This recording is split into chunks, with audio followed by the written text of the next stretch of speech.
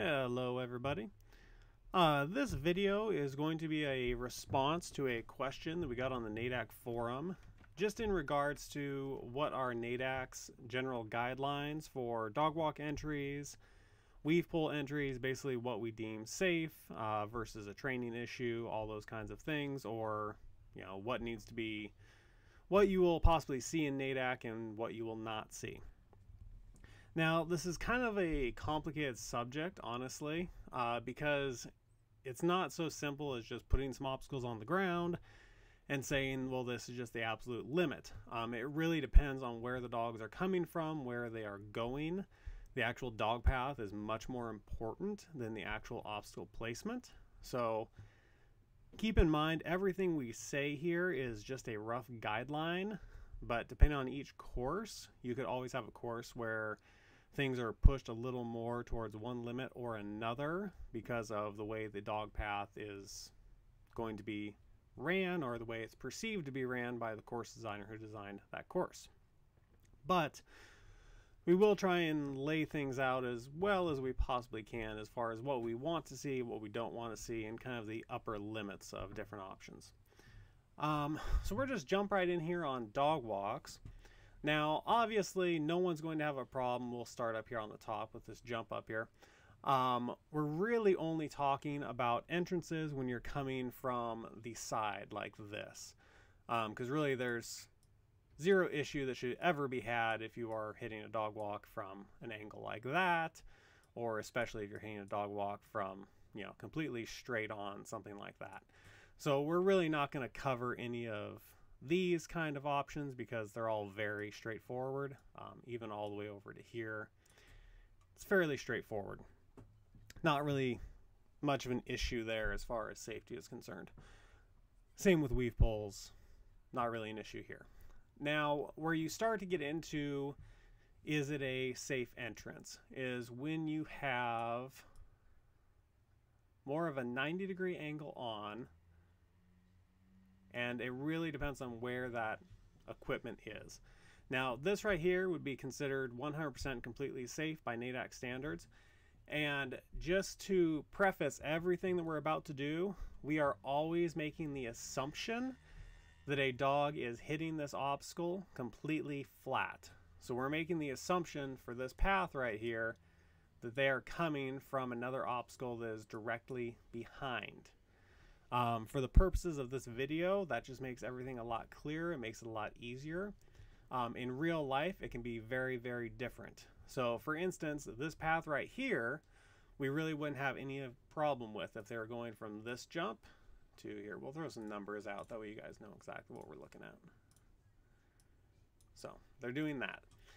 There would be no problem with a dog hitting the dog walk from this angle. If it is, it's because the dog is probably not collecting like they should, which really ventures into training problems more than it does course issues.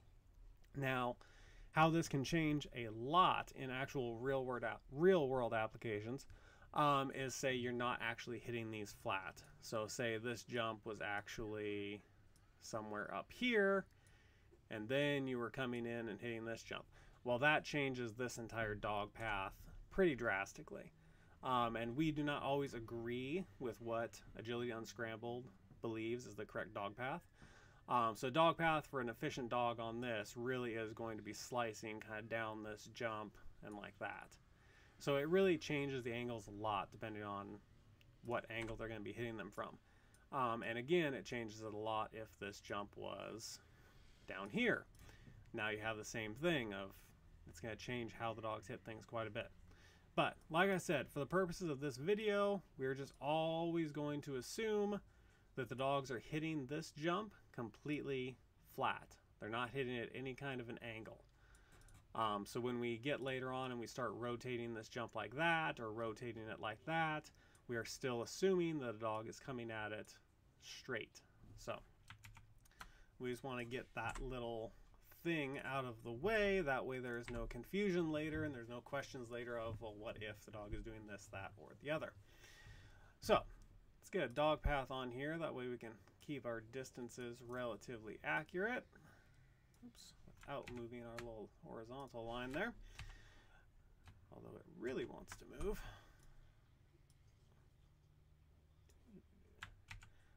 I'm sure there is a way to make it to where it does not connect to obstacles. We'll just go back to our original, since that was working before we started messing with it. There we go. Okay. Gotta love technology. Okay, so now, what we deem acceptable. As I mentioned, kind of from this area right here, we'll try and get as close to 21 feet as we can. That should really be no issue for a dog hitting that entrance on a dog walk, assuming straight path. Now, where you start getting into problems, by the way, these lines are, first line is 10 feet from the center line of the dog walk, 15, and then 20. And then same for these lines here, 10, 15, 20. Might have to measure them again to make sure they didn't get skewed when we were doing anything. We'll just check and make sure that the 10 is still 10, which it is, so we're good. Okay, so 10, 15, 20, 10, 15, 20. Also, I apologize that this video is not quite as polished as our normal videos that we do, but like I said, this is just a response to a forum question, so it's not really as professional as our public announcement videos. Anyways, where you start running into issues with equipment is when you start coming down without changing anything whatsoever. So if you were just to bring this jump, I'm just going to fix my line because that's really annoying. There we go. Bring this jump completely down. It's not going to work from a distance aspect. You would never be able to see this because there's just no way to make a jump work being 10 feet over and 10 feet up off of a dog walk. It just, you cannot get 21 feet doing that, period. But let's just, for conversation's sake, say that you were doing that, and then we'll get our distance here a little bit closer. This would be an unacceptable entrance onto a dog walk. Now, the reason for that is that, again, assuming we're coming completely straight onto this jump, we're building a bunch of speed over the jump, a bunch of speed leading up to the dog walk, and then we just have this kind of little tight little turn there at the very end. Now, it's not to say that a dog couldn't handle this safely, but the majority of dogs competing will probably not handle this safely. So that's where we would start to call this a unsafe approach to a dog walk. Now, how you can very quickly change from unsafe to safe, and this is where things get a little bit complicated, is by changing the angle. So let's say, we're going 10 feet up. That's what this line is right here. So let's just say we still want to go 10 feet up. And this is where there's really no absolutes when you start talking about course design. So if we just rotate this jump just like that, and then we can even move it over, now we are kind of way beyond what our minimums were earlier when that jump was completely flat, but we are much closer to the dog walk because this is basically a 180 onto the dog walk. But we've already gotten the little curve done kind of all the way over here, so by the time they're entering, they've already straightened out. There's really no issue there. The last half of this dog path is the exact same path as if the jump was just right up here. We'll kind of make our distances right again. So you can kind of see right there, the last half of it is pretty much the exact same dog path. So there's really no issue there with having the jump this close as long as it is oriented correctly. If it's rotated a little bit. Now again, if you start rotating it this way, you need to start moving it as well. So that would probably still be fine. That would probably still be fine. Now we're getting into stuff where if you're doing that, you might want to start moving it over and up. And then again, once you get to here, you definitely need to move it up. You need to move it over, whatever the case may be. Ideally, you move it farther up. That way you keep your distance, but you give them a little better angle onto the dog walk. Now, angling in the other direction, you're just kind of compounding the problem. So let's say you have a jump that's angled like this. We'll get a distance here again. That way we can stay somewhat accurate. So now you just have the same problem. You can do that. That should be completely fine. Most dogs shouldn't have an issue with this. But as soon as you get down to somewhere like here, that's not going to work. Even if you make the distance right, it's just not a very good dog path onto that dog walk. You're gonna have lots of problems. So when you start getting into this kind of an angle, then you need to start moving it up and over and up and over, get your distance, and now you should be okay. So this is not really a subject where we can have absolutes. You can't just say the jumps always have to be 10 feet over and 10 feet up from the dog walk, and that will absolutely be safe, because it's not true. You also can't say the jumps need to be 15 and 15, whatever the case may be. There are no absolutes that can be done. There is basically just common sense. So this is kind of trying to illustrate our limits here. Now, where things change a little bit is the difference between a jump and a hoop. The big difference with a jump, let me rotate this back to where we're flat again. And this is another thing where we do not necessarily agree with AU entirely for the way that it calculates things. When a dog lands from a jump, at least your average size dog, so we're talking dogs in the 14 to 17 inch range, that's where the majority of dogs lie. Probably 14 to 19 is probably at least half of the dogs competing, or between the 14 and 19 inch range. When a dog like that lands, they're going to land anywhere from maybe 1.5 feet to 3 feet past the jump. So again, assuming we are going completely straight, excuse me, and assuming kind of worst case scenario, depending on how the handler cues, whatever it is, you know, the handler, to get a nice dog walk entrance, really doesn't want to cue a completely sharp turn off of this, because that would give them kind of a bad entrance. So that's kind of a handler challenge. You don't want to put necessarily a hoop in the same place you would put a jump. You can actually put jumps in a little more severe angles, because the dogs have to jump, land, and that'll put them in a little better position to hit the entrance of the dog walk. Whereas a hoop, there's nothing where they have to go past. They can literally be turning on the same plane as the hoop. So they can do a lot different maneuvers on a hoop. It's kind of the challenge of that obstacle, is that you can make a lot tighter turns. You can do stuff that you just can't do with a jump. So we're just going to jump down here to a hoop. So because of that, so let's say a dog is going through this hoop, again, completely straight. The handler says, come, as soon as they go through the hoop. Well, the dog can instantly make that turn. They don't have to wait till they land. They aren't landing 3 feet past the obstacle. It's a much quicker, much more instantaneous action. So in the same place where we could probably put a jump, you know, I wouldn't want to see a hoop, and that line is going to drive me crazy again. There we go. I would not want to see a hoop in any kind of a place, probably somewhere in there, roughly. It's hard, again, it's hard to do absolutes.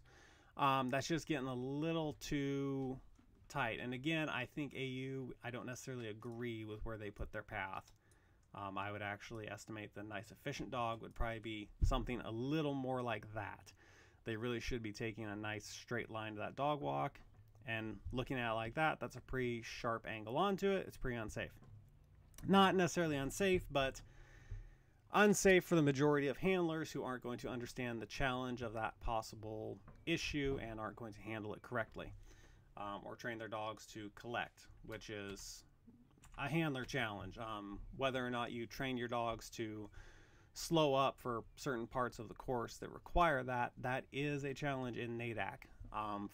Depending on who you talk to, it depends on how big of a challenge they believe it should be in NADAC, but currently in NADAC, and where we will continue to go, is that collection is a required challenge that is needed. So we can clear that up right now. So that's really all there is. Like I said, it really just depends on where the dog is coming from, what the course design is like. I would have zero issue with, if the jump was angled correctly, you know, bringing it down like that, especially assuming the jump before it was something like that, and they are just hitting it completely straight. They're going to land somewhere out here. If they're going fast enough, who knows? And then make that turn, and like I said, the last half of their arc is the exact same as just a little off-kilter jump. So that should really not be an issue. Now, moving on to, weave poles. Really the only things we really don't want to see on weave poles is just shooting them directly into the first pole off the edge. So we wouldn't want to take, say, this hoop, move it up to here, and our dogs are entering right at this little hole right here, in case anybody doesn't know. I wouldn't want to do that. Again, we're assuming dogs are coming completely straight into this hoop. That's just a lot of speed coming into that first pole. Now, again, in complete honesty here, since this is more of a forum response and less of an official video, I can say certain things. This is a training challenge. If your dog was taught to collect and hit the entrance no matter what and weave, this is just one of those things to train for. But I will say, as far as NADAC goes, no, you'll never see this severe of an angle going into weave poles, just because that's not something we necessarily want to see. It's not something we necessarily want people to have to train for. Where this hoop is right here, kind of 5 feet past, and I believe the distance was already set before I fiddled with it. Yeah, it was pretty close. This is kind of the high upper end of what we'd want to see. This could be acceptable, assuming there isn't a bunch of speed going into this first hoop. There's not like another tunnel here and a tunnel here, and they just have a ton of speed going into it. This could be acceptable, but it is on the upper end of what we'd want to see. More realistically, you're probably going to see something where it's a little more like this, and that's probably a little more of a realistic limit as far as what you're going to see for weave pole entrances.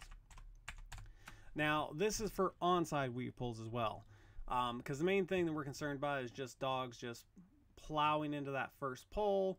And typically what happens, it happens at champs every single year, and people get called for it every year, and never makes too many people very happy, is people have not taught their dogs to collect quite as well as they should going into weave poles.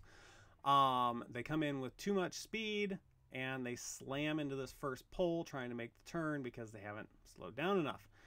And that's obviously an unsafe call in NADAC. So we try to avoid that as much as we can. We try not to set people up for that call to be made, and we try not to have absolute max speed. We want to see some speed into the entrance because that is one of our challenges, especially in the Weavers class. When you get into Weavers, that's where you're really going to start seeing these more severe angles, because Weavers is a special skills class. And the special skill that we are testing is, can your dog hit an entrance to a set of weave poles? If they can't, then they shouldn't be qualifying in that class, because that is the skill that we are testing. As well as exiting at more severe angles and entering at speed, entering at collection, all that kind of stuff. You might not get on every single course, but it is something we try and build in. So this would be more realistic of what you'll possibly see, and this is kind of the upper end of, it's a really sharp angle, but it is something you might see if the course design requires it. Now, as I mentioned, this is all for onside weave poles. Offside weave poles, it all kind of goes out the window because, again, if you look at the path, we'll draw the path from just a regular old entrance like that. Make sure it's all good there. And then we'll draw the path for an offside entrance. We'll make sure it is correct. There we go. And now we have kind of the exact same thing that we talked about with the dog walk earlier. Assuming speed coming in this way, the last half of the dog's path is pretty much the exact same as just a pretty standard weave pole entrance that you'd see anywhere else. And that's really not a problem. So really, when you get to offside weaves, you can do a lot more crazier stuff as far as angles. You can go all the way up to here and get 180s, all that kind of stuff. And really anywhere from here all the way to where this hoop is pretty standard, especially in the Weavers class. You might not see much like this just because that's kind of funky and people aren't designing courses like that. But there's also no problem with that either. There really shouldn't be any problem with a dog doing something like that. Now, with all of that said, as far as other weird entrances, whatever you might see, wraps are something that happen on hoops quite a bit. So we can pull up a course that was actually used that shows what we're talking about here. This is a course that's, I believe, circulating. I think it might be at the end of its rotation, so you will probably never see this. We'll give you a second to kind of figure it out, but they go, 1 is this hoop, 2 is this out tunnel right here, 3 is this hoop, and they go back up to the set of weaves. Looking at dog path, and we'll actually do this, that way we can kind of draw it ourselves. There's really no issue with when the dog wraps around this hoop, getting into these weaves. It's a pretty standard path. It would be no different than if there was just a hoop kind of right in this area right here. There's really nothing all that special about it. Now, if a handler chose to wrap around the other side of this hoop, going like this, yes, that would make, again, a harder entrance, and again, we're not really above any kind of our limits as far as what we consider too odd to run. But it's really not all that bad either. Just kind of handler choice on whether you want to make it easy on yourself or hard on yourself. So something like that is, again, completely within the limits of what we're looking for. So hopefully that kind of answers it. It's a really hard subject to really nail down because there are no absolutes. It's not like a contact call where you can just say if they had a foot in or a foot out, they got the contact or they didn't. Course design is very fluid, and it's very, very hard to pin down depending on how different dogs run the courses. And it is always the handler's decision as to whether they want to run a course, whether they believe it to be safe for their dog. I do 100% agree that there are some courses that are just not safe for all dogs to run, and that is a personal decision that each handler needs to recognize and then follow through with. If the course is not safe for you and your dog, you absolutely should not run it. Unfortunately, with the size of NADAC and the size of dogs competing, where we have anything from a 7-inch tall Chihuahua all the way up to a 30-inch tall Great Dane, you cannot really make every single course 100% perfect for every single dog. We have to kind of go for the middle ground there and then hope for the best. You just can't, when there's that big of a range of dogs, and especially when you start talking about speeds, when you have the really fast dogs, really slow dogs, dogs that are super tight on their turns, dogs that know how to collect, those that don't. There's always going to be somewhere, there's going to be some gap that eventually someone's going to fall in that we just could not fill. So it's always up to the handler to do what's best for them and their dogs. So hopefully that answers some questions. I'm not honestly sure if it will, because there's no real hard concrete answer to answer that question. So it's kind of a hard one to really get a satisfactory conclusion to. But hopefully that helps a little bit. If not, we can keep talking about it here on the forum and hopefully answer any questions you guys have.